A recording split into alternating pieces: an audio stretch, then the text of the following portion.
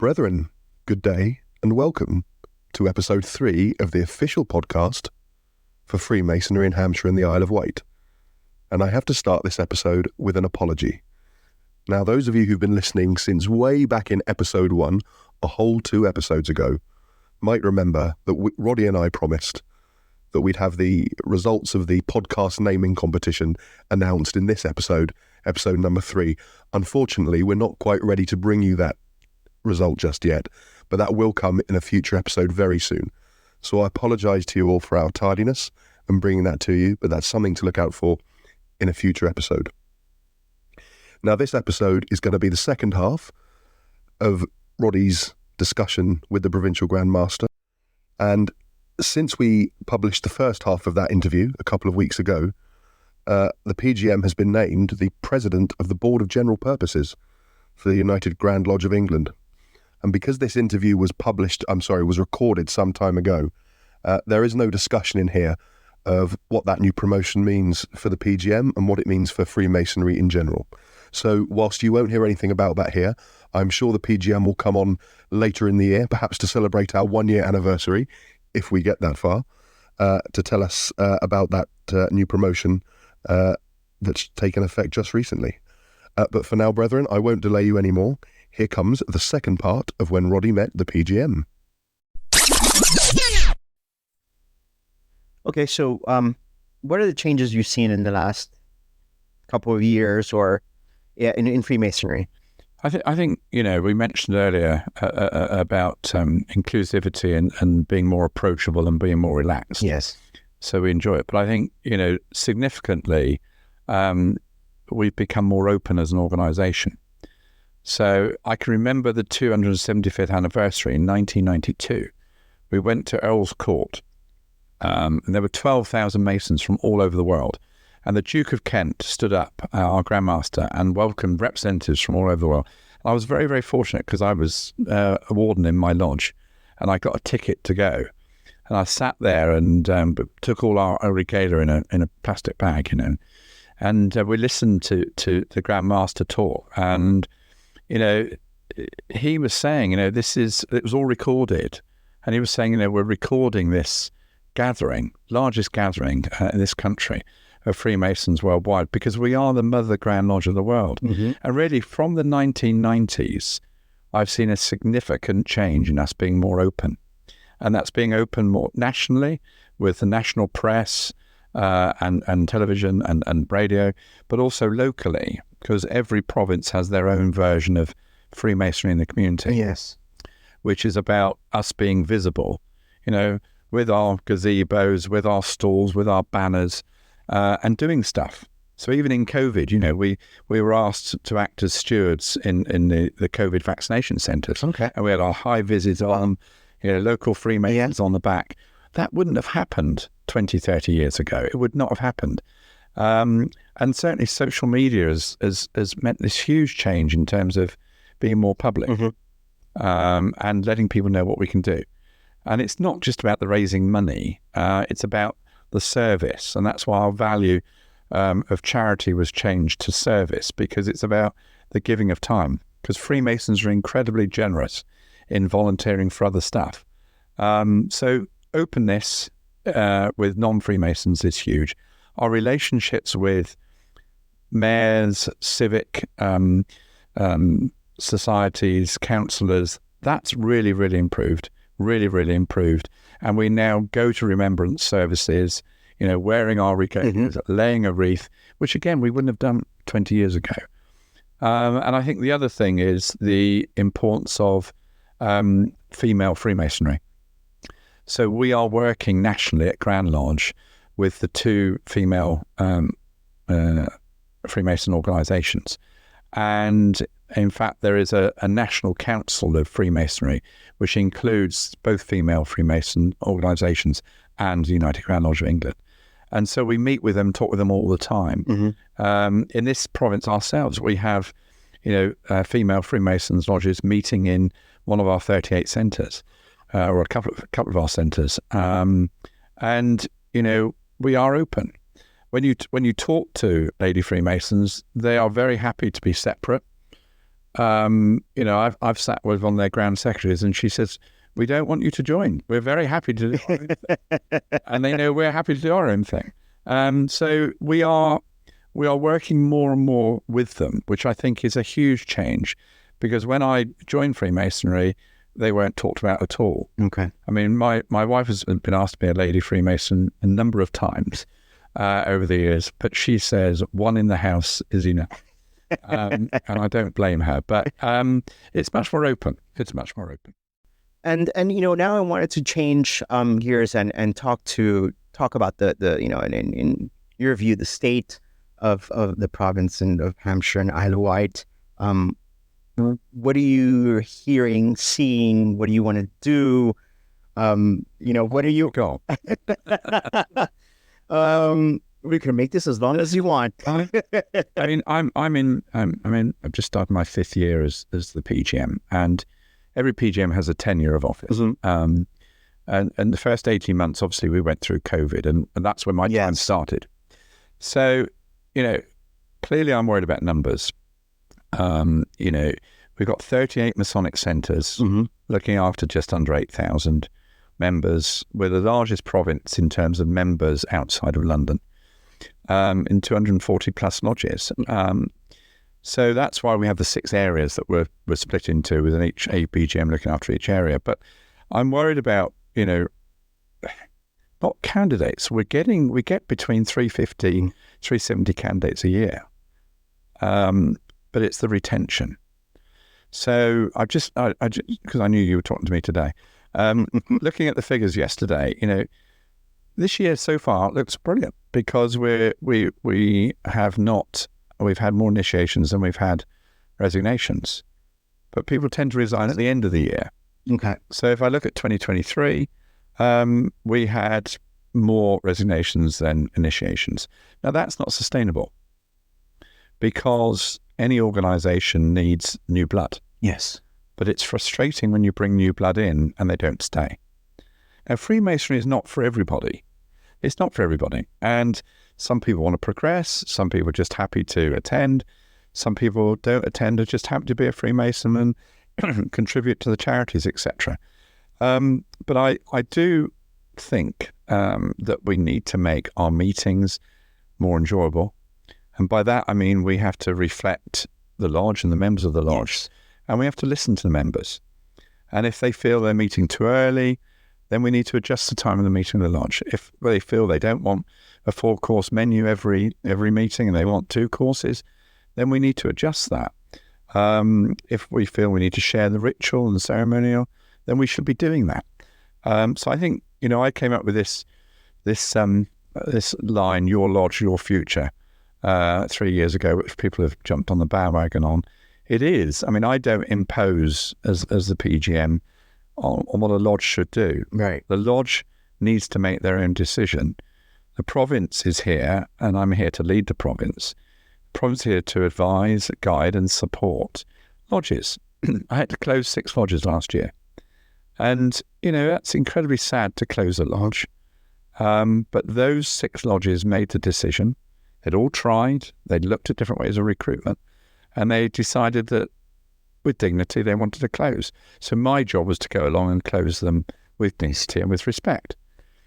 I've got another few lodges that are struggling.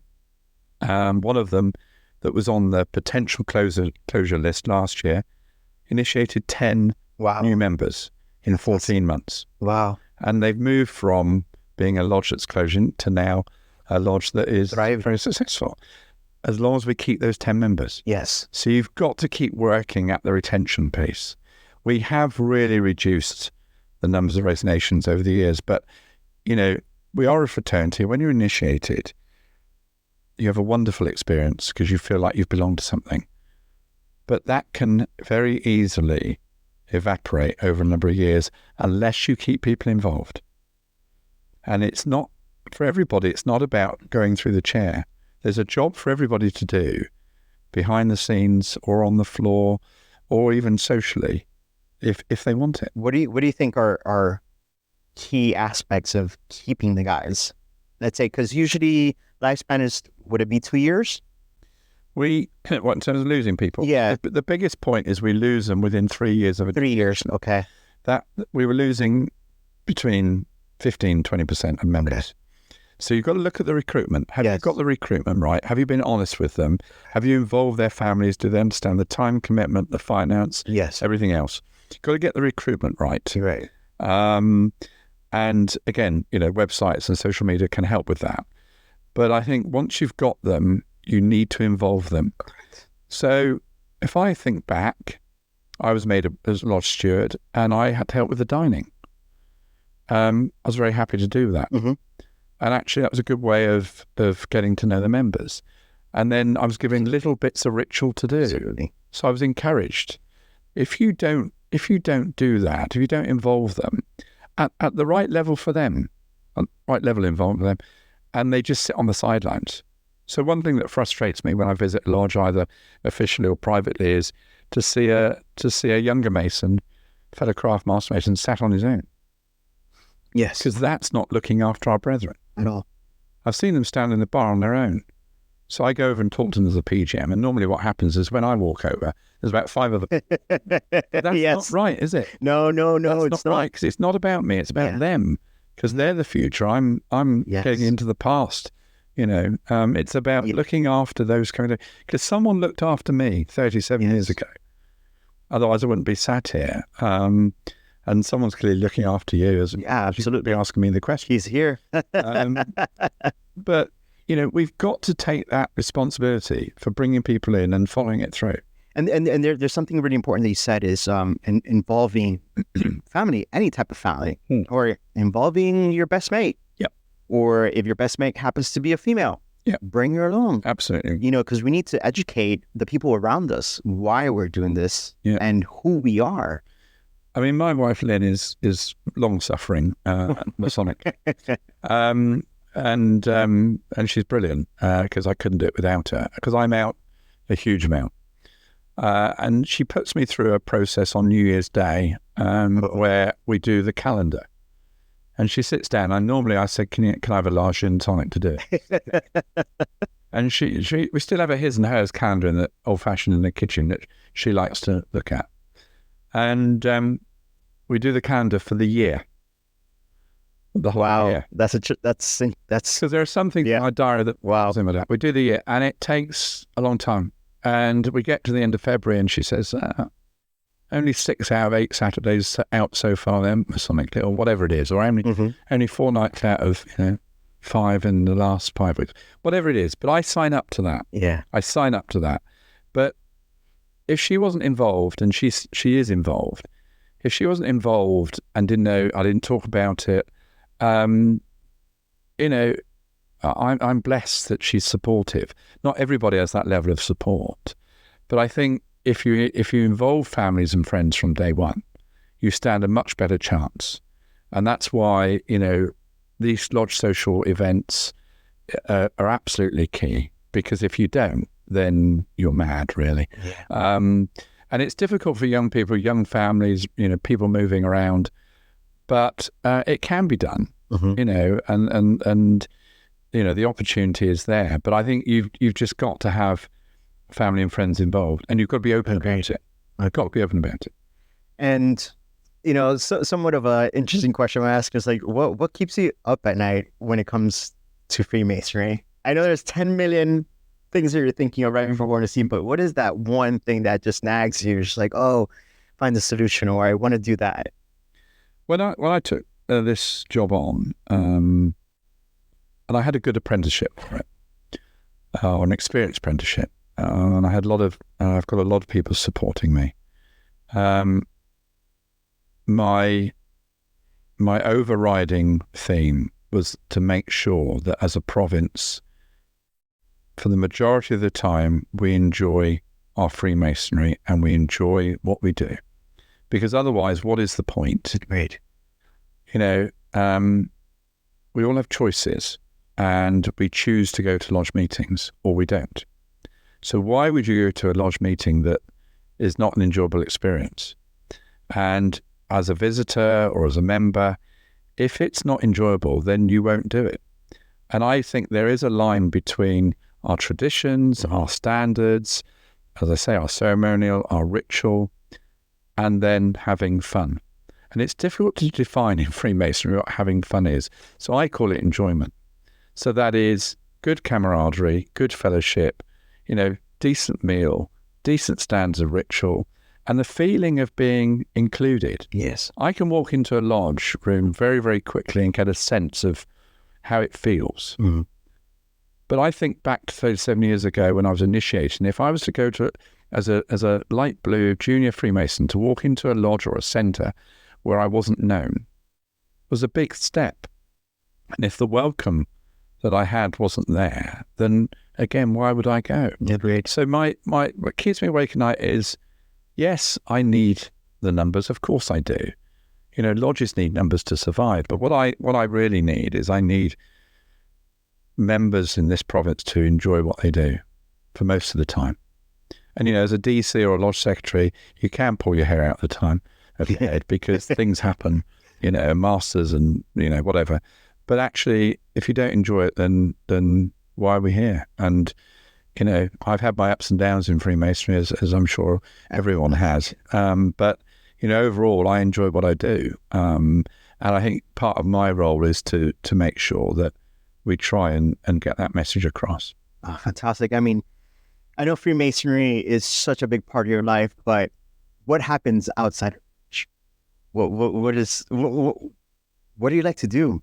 Who's your favorite team or what's your sport? Because we want to know that as well. So I a lot of my friends are Freemasons. I brought them into but I do have a life outside. So, as you said earlier, I've been a magistrate for 27 years. Yes. Has nothing to do with Freemasonry.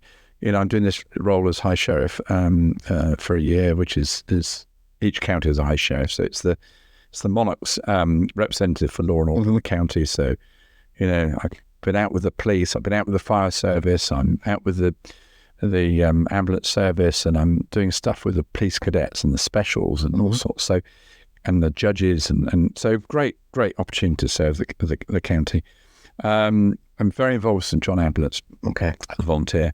And, I do other sort of volunteer stuff with an HR bent, so advising the Scout, Hampshire Scouts and stuff. So, I suppose a lot of my time outside of Masonry is volunteering in other organisations. Okay. But I do have a social life away from Masonry, and, we've got very close family. So my parents now live in my village. So they moved up from Devon, so I see them. I was with my mum this morning. My one sister lives in the village. Lynn's family are all based in Hampshire and Surrey. Okay. So we're close family. And aging parents means, more hands-on stuff these Yes. days. So that's important. And and I've got responsibilities in London. So I do some Masonry in London as well. But I can switch off. I can binge watch a drama series with a Chinese and a glass of wine, and try and forget about Freemasonry. My phone's before your phone reminds you. Yeah, I do have a life, and I walk a lot. Until recently, I was swimming 3 times a week. Oh wow! Yeah. Oh, cool. 3 times a week. I very occasionally go to support Southampton. All right, cool. But all right, we got that info from him. I'm conscious that we are one. That we are one. They're telling me to cut. that we are one province. So there's 1 or 2 other teams around. Which Fair enough. Talk about. But yeah, I have. We have great family and friends social life. So I train. I can read only on holiday. Lynn tells me I have to. 3 weeks a year, I have to have a holiday, and so I acquiesce to that. I'm a bit of a fidget on holiday, but I'm okay with my music and my and reading. But that's me. Fantastic. And just now with this project that we're doing with this podcast. Yep. I wanted to first thank you. That we got the go ahead, but also I wanted to thank the 2 Pauls that are here, Paul Twilter and Hilliard.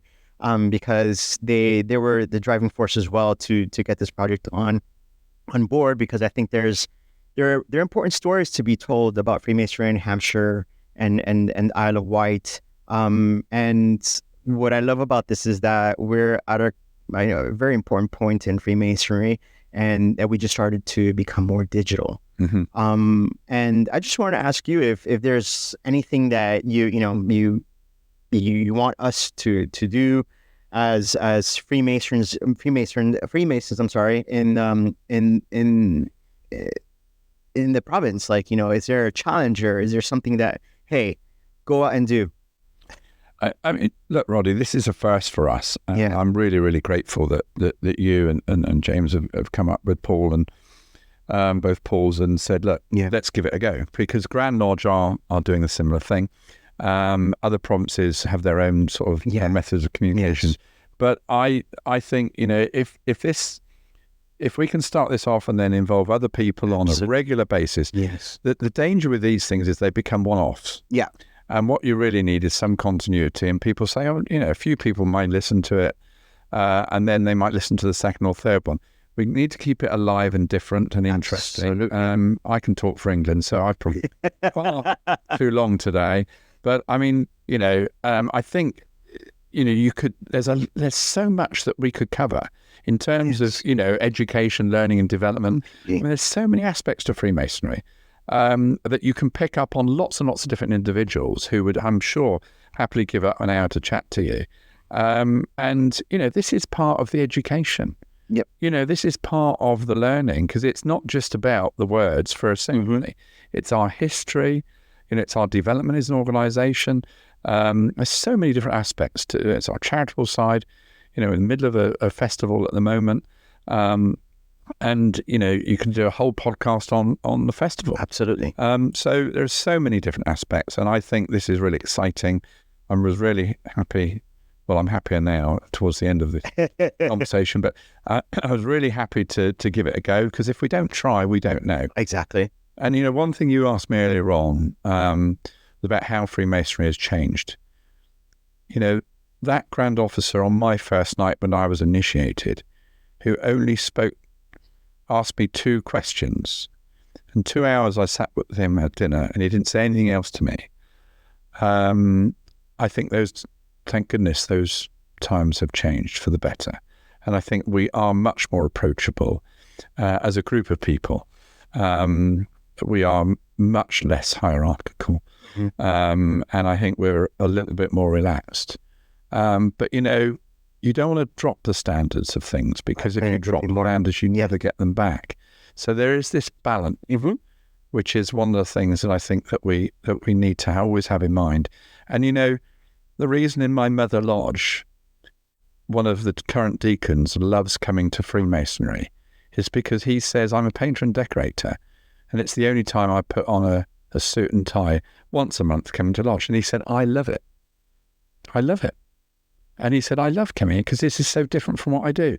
And I love the fact that I can be sat next to an accountant or a dentist or somebody in the armed forces or somebody in IT. Where else would you get that mixture of people? You wouldn't. Yeah, not a lot of places now. You wouldn't. And, more opportunity. I have a phrase I also use, and that is, when to the active officers in the province, when you go out, visit somewhere new, go to a new centre, a new lodge where you've not been to before, and then sit with somebody you don't know, because you will learn something from somebody that is new. You never learn stuff from people that you always sit with. Absolutely. So Masonry is meant to be developmental. Certainly it has been for me, and I can't imagine Freemasonry not being in my life. And with that, we close, and I couldn't thank you so much for this opportunity to interview you. And this is our Provincial Grand Master, John Whitaker. Thank you so much. Roddy, thank you very much indeed. Thank you. Well, brethren, that brings an end to a fantastic interview, and I'm sure you'll agree with me. The amount of information and candour from the Provincial Grand Master there was fantastic. There was so much information to digest and understand about his journey and Freemasonry across the province, and Roddy and I are incredibly grateful to him for taking the time to sit down with us to give us that interview, and indeed for helping us get this podcast off the ground. The PGM has been absolutely instrumental in making this podcast happen, and without his support and guidance, we wouldn't be talking to you now. So thank you very much, Provincial Grand Master, for your help and support. Thank you for doing that interview. We hope that perhaps we will have the PGM back, maybe when the podcast reaches its 1 year anniversary, so we can reflect on the year in Freemasonry that will have passed by that time, and perhaps reflect on how this podcast has grown too. Brethren, before we finish this episode, let me just say we will be back again in December, and then every month thereafter. We'll have a fantastic guest for you in December, so please look out for that. The best way to find out when we publish an episode is to subscribe to this podcast. Now, I can see from the statistics that we have here in front of us that while so many of you are listening to this podcast, not everybody is subscribed to it. And the more people who subscribe, the more people who share the content with friends, potential initiates. There's nothing in these episodes, I'm sure you'll agree, that's not suitable for public consumption. So the more engagement and the more widely we can share this amongst ourselves, the more we can, the more we can grow Freemasonry, or try to go Freemasonry across the province. And I'm sure you'll agree, the more of that we can do, the better off we will be. So, brethren, I will draw a line under it there and end this podcast in the only way I can think of at the moment, which is to tell you that, of course, Rory and I have been happy to meet, sorry to part, and happy to meet again. Brethren, see you in the next episode.